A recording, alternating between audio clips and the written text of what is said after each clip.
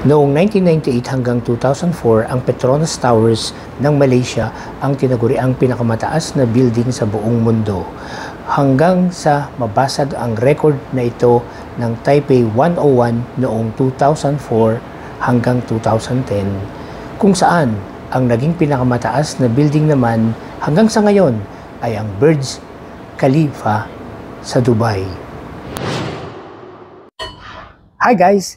This is Doc Rolly.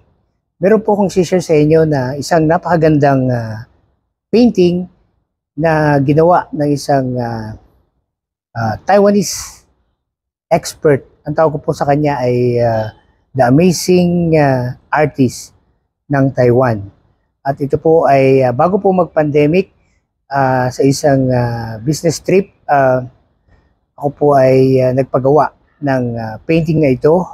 At ito po ay ginawa sa isang photo film. Ginamitan po ng iba't ibang kulay ng spray paint at ng live fire or yung torch. Ginamitan po ng torch habang siya ay nagpe-paint. At ito po yung painting. Oh. Tingnan nyo, napakaganda.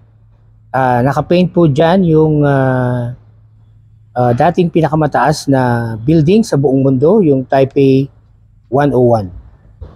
Yun po, yun. Yung pinakamataas na building na yun sa painting, yan po yung Taipei 101.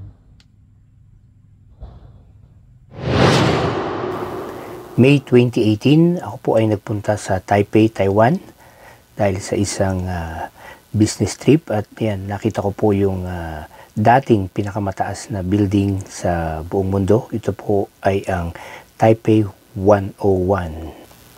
Meron po akong nakitang kakaibang uri ng pagpipaint. Ito po sa pamamagitan ng live fire at spray paint.